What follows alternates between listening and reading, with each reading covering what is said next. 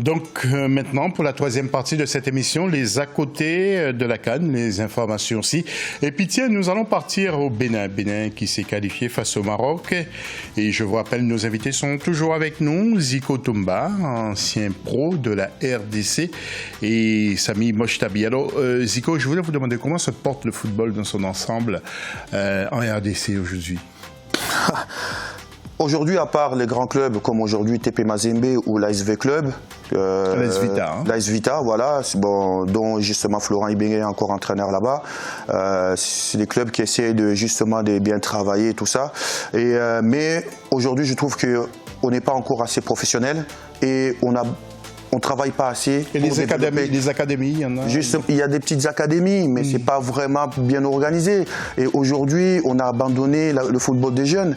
Donc, aujourd'hui, c'est ce qu'on essaie de faire avec les anciens joueurs comme Erita Ilunga, tous les anciens internationaux et tout ça, avec donc les syndicats des joueurs congolais, donc l'UFC, l'Union des footballeurs congolais, justement pour développer le football dans notre pays, parce qu'on a du talent, Maintenant, il faut absolument qu'il y ait la fédération, il faut que les ministères des sports mettent les moyens pour aider cette génération-là. Parce que là, aujourd'hui, on ne peut pas envisager demain de même participer à un tournoi des équipes de jeunes. Alors, j'ai pas regardé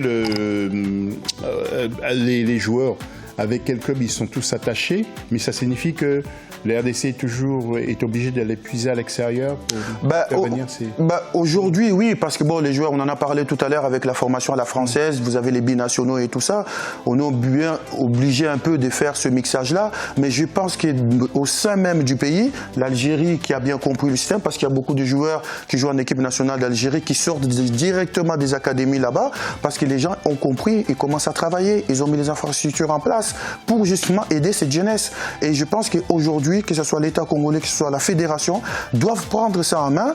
Et on peut voir même actuellement en Afrique du Sud, c'est la fédération qui a pris en place, ils ont un programme pour mettre le football des jeunes en place. Déjà, comment on veut mettre des équipes nationales des jeunes en place si même les jeunes, déjà, il n'y a pas de championnat. C'est pas possible, parce que ces jeunes-là, il faut qu'ils jouent. Oui. Et Samy, je vous poserai aussi une autre question. Est-ce que Hervé Renard doit rester, oui ou non? Attention à ce que je vais dire. Honnêtement, je ne peux que vous dire. À moins que vous soyez copain avec elle. Non, mais moi je suis pour qu'Hervé Renard reste. On ne peut pas nier. Il faut bien différencier. Voilà, analyser une situation à chaud, on est énervé sur ses choix ou autre, et analyser une situation à froid. Moi, je vois ce que Hervé Renard a apporté au Maroc depuis 3 ans. Le Maroc avait totalement disparu de la carte africaine du football. Le Maroc ne passait plus les poules depuis 2004 à la CAN. Hervé Renard est arrivé, il fait passer 2 fois le Maroc en poule en 2017 et en 2019, et en plus il nous qualifie pour le mondial. Un Maroc mondialiste 20 ans après. La progression est fulgurante. Voilà, il a installé un staff, il a installé un groupe. Vous pouvez vous renseigner, en 3 ans, le groupe marocain, l'effectif marocain a que très peu bougé. Il y avait une base solide de 17-18 hommes, et ça, en Europe, c'est quelque chose de très commun. L'équipe de France bouge peu, l'équipe d'Angleterre bouge peu, voilà. En Afrique, c'est très très rare, comme on en a parlé pour le Cameroun, on peut avoir d'une liste à l'autre un changement total de joueurs. Là, vraiment, il avait installé une certaine stabilité qui a bénéficié au Maroc. Donc maintenant, voilà, soit on continue avec Renard, mais il faut qu'il en ait l'envie aussi, parce que voilà, on sait très bien que le football est cyclique. 3 ans, ça commence à faire long. Il faut aussi trouver des nouveaux objectifs pour motiver l'homme, pour motiver le groupe. Voilà, trouver des leviers pour continuer à maintenir cette dynamique. Voilà, tout ça, c'est très compliqué. Il faut se poser, il faut discuter comme nous. Je pense qu'ils le feront là-bas, et j'espère qu'ils le feront bien. Voilà, et puis l'interactivité, je vous rappelle, vous pouvez intervenir, vos pronostics, n'hésitez pas à aller sur les réseaux sociaux d'Africa 24, donc Facebook Africa 24 TV ou le Twitter avec l'hashtag Africa 24. Nous attendons vos nombreuses réactions. Alors, nous allons cette fois partir du côté du Bénin avec les Béninois, les écureuils qui se sont qualifiés pour les quarts de finale de cette CAN. Ils joueront contre le Sénégal mardi. Mais l'FC ONU, notre correspondant permanent, a vécu justement cette victoire au milieu de la foule. Reportage. Liesse populaire à Cotonou après l'historique qualification des écureuils du Bénin pour les quarts de finale de la Coupe d'Afrique des Nations de football CAN 2019. Le 11 national béninois a créé la surprise et l'émotion vendredi 5 juillet 2019 en éliminant en 8e de finale le Maroc. Le défenseur central béninois Moïse Adileou a ouvert le score à la 52e minute. Dominateurs, les poulains d'Hervé Renard ont égalisé à la 75e minute. Malgré l'exclusion de Khaled Adeno durant les prolongations, les écureuils ont tenu jusqu'au bout face aux assauts marocains. Ils ont pu tirer leur épingle du jeu à l'issue des séances de tir au but 4-1. Grâce au Seigneur, parce que malgré tout ce que l'arbitre a fait, là, on a pu gagner. Vraiment, grande ma joie. Bénin avance encore, parce que ça fait la fierté. Le gardien béninois Saturnin Alagbé s'est illustré durant le match par d'impressionnantes parades. Le capitaine des écureuils, quant à lui, a été élu homme du match. Je crois qu'il y a un problème surtout au niveau de la ligne offensive des écureuils du Bénin. C'est vrai qu'elle est très indigente, cette ligne-là. Je crois que l'entraîneur doit forcément trouver les solutions au niveau de l'attaque béninoise. Je crois quand même qu'on aura Mounier pour le Sénégal, ce qui certainement nous donnera beaucoup plus peut-être d'artout au niveau de cette offensive-là. Le Bénin sera face aux Lions de la Teranga du Sénégal mercredi 10 juillet 2019.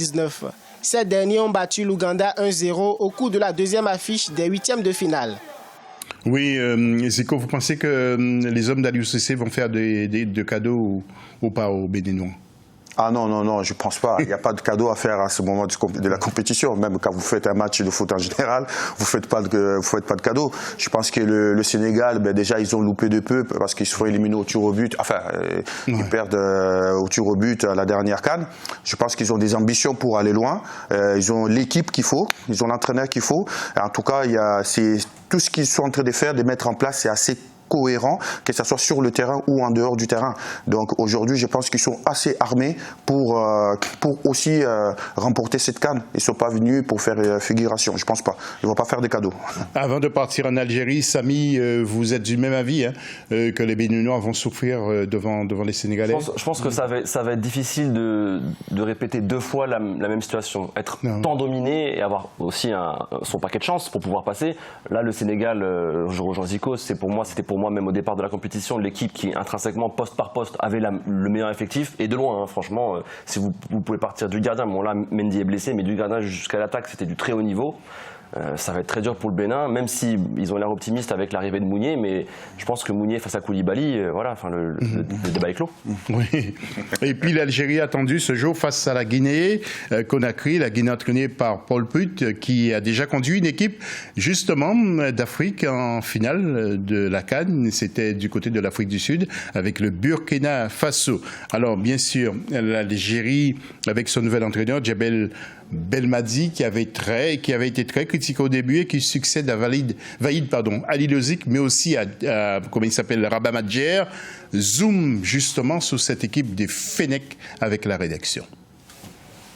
Avec 17 participations à une phase finale de CAN et 4 à la Coupe du monde de football, l'Algérie ne se présente pourtant pas comme un prétendant sérieux au titre de champion d'Afrique 2019, lequel exploit portera à 2 le nombre de ses sacres après celui de 1990. Mais l'objectif actuel de la Fédération algérienne de football est d'atteindre le dernier carré de la compétition. Pas évident vu les résultats obtenus lors des éliminatoires face à la Gambie, le Togo et le Bénin, qui lui ont juste permis de se qualifier avec 11 points. La parfaite forme, l'Algérie n'en dispose pas pour cette CAN. Mais comme certaines équipes lors des éliminatoires, les Fennecs peuvent s'illustrer en outsider ou même en favori si le tirage au sort venait à les placer dans un groupe abordable. Voilà, et c'est le cas. Alors il faut faire attention au carton rouge parce que tout dépendra aussi de l'arbitre qu'il y aura. Parce que si les joueurs d'Algérie sont très physiques et sont trop agressifs, ils risquent d'être sanctionnés sévèrement. Ah ouais, après, on est sur une compétition où on veut impressionner l'adversaire. Là, il faut mettre un peu de l'impact physique. Bon, après, c'est dans le bon sens du terme. Mais je pense que l'équipe d'Algérie, c'est une équipe assez joueuse. Et je pense que quand il faudra mettre le pied, ils vont le mettre. Mais cette équipe-là est un peu à l'image de son sélectionneur, parce que c'était quand même un joueur assez... voilà, je pense qu'il porte cette équipe, et moi je trouve qu'il fait un bon travail, et il travaille très bien avec cette équipe, et tout se passe bien. Je pense que dans le futur même, on pourra vraiment notamment compter sur l'Algérie. Oui. Alors, Samy, avant de passer aux infos, c'est le défenseur central là, qui me fait peur. Un des défenseurs centraux de l'Algérie. De l'Algérie? Oui, j'oublie son nom. Belhamri, sûrement. Oui. Le costaud. Le costaud. Oui, qui est assez physique. Oui. Après, si vous regardez... ça rigole pas. Ouais, l'Algérie a joué physique contre le Sénégal, puisque je pense que c'était une des clés du match. Ils ont haché le jeu, parce qu'ils se savaient, je pense, un petit peu inférieurs face au Sénégal. Ils ont haché le jeu, ça a bénéficié à l'équipe algérienne. Après, contre la Tanzanie ou le Kenya, c'était plutôt honnête. Je voudrais juste un tout petit bémol, je suis entièrement d'accord. Je pense que l'Algérie a énormément de potentiel sur cette CAN, mais je trouve que le football va très vite. Il y a un an, l'Algérie était au fond du gouffre. Voilà, ils étaient sur une période de 4 sélectionneurs de suite en un an. Alcazar, vous l'avez cité, Likens, Madjer. Là, ils étaient même pas outsiders au début de la compétition. Maintenant, ça nous parle de ramener la coupe à la maison. Juste, voilà, il faudrait pas faire face à une grande désillusion. L'Algérie n'est pas encore favorite de cette compétition pour moi. Je pense qu'elle est supérieure à la Guinée. Normalement, voilà, elle devrait franchir cette étape, mais je pense qu'il faut y aller petit à petit. Belmadi, ça fait 9 mois qu'il est là. Je pense que l'Algérie a plus d'avenir dans le futur que sur cette CAN-là. Maintenant, je peux me tromper, mais c'est tout ce que je souhaite au peuple algérien en tout cas. Nous allons voir les infos de la CAN maintenant.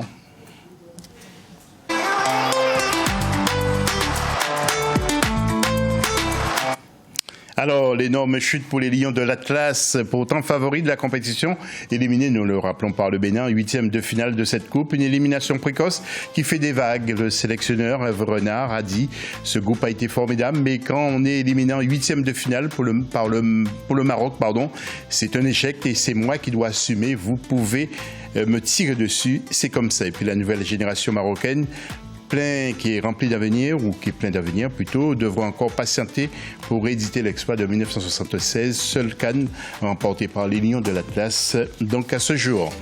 Ce 8e de finale aussi donc de la Coupe d'Afrique permet aux Algériens et aux Guinéens de se retrouver pour la 3e fois dans l'histoire des phases finales. En 1980, au Nigeria, les Fennecs s'étaient imposés 3-1. Au Burkina Faso, en 1998, le ciné national avait remis les compteurs à 0 en s'imposant sur le score de 1-0. Et puis le vainqueur de ce match affrontera le Mali ou la Côte d'Ivoire. Les légendes africaines du ballon rond se sont retrouvées dans un grand hôtel au Caire. Ils ont été invités par M. Ahmad Ahmad, qui est le président, vous le savez, de la Confédération africaine de football. Des légendes des années 1970, 80, 90 ou 2000. Il y avait par exemple sur place, ou il y a toujours sur place, Mahmoud El Khatib, appelé Bibo, Mahdi Abel Ghani, il y a Nader El Sayed également, Yassem Eman, Ahmed Hassan, qui a été vainqueur de 4 titres de la CAN, Mohamed Fadl, Mohamed Choualki, et Emad, sans oublier Daniel Amokachi, que vous connaissez, qui est nigérian, Kalilou Fadiga, Joseph-Antoine Bell, Patrick Boma, Samuel Eto'o, il y a Kaneu, il y a aussi Kamara, El Hadji Diouf, que nous avons vu à plusieurs reprises également, Youssouf Fofana et puis Brouala, autres joueurs qui ont marqué justement cette CAN, et puis Rabat Madjer, ancien sélectionneur de l'équipe de l'Algérie. Et puis la Confédération africaine a constaté une nouvelle opération de piratage d'envergure conduite par la plateforme télévisuelle qui pirate désormais des images, justement, et ça s'appelle Beoutq. Vous connaissez, vous, Samy, non? Non, je ne connais pas. Non. Il diffuse les matchs sans permission. Oui, tout à fait, sans autorisation. Donc la CAF, justement, demande d'arrêter ces actes. J'espère bien que les dirigeants ont entendu pour arrêter, parce que sinon, ils auront une forte contravention, une forte peut-être pénalité, et ça risque d'aller très loin. Messieurs, en images, nous allons voir les affiches du jour. À 18h, Madagascar, RDC, au stade d'Alexandrie. Et puis l'autre match, donc ce sera Algérie-Guinée. Algérie-Guinée qui va se jouer au stade du 30 juin. Du 30 juin, c'est ça, au Caire. Donc il y a 2 grands stades au Caire, le stade international et celui du 30 juin. Et puis quelques mots encore sur le tableau. Avant de passer au pronostic, car on nous invite à attendre avec impatience lors des pronostics. Alors, donc aujourd'hui, on vous l'a dit, Madagascar RDC à 18h, soit 16h GMT. Et puis Algérie-Guinée, ça va se jouer à 21h, soit 19h GMT. Maintenant, donc, place au pronostic.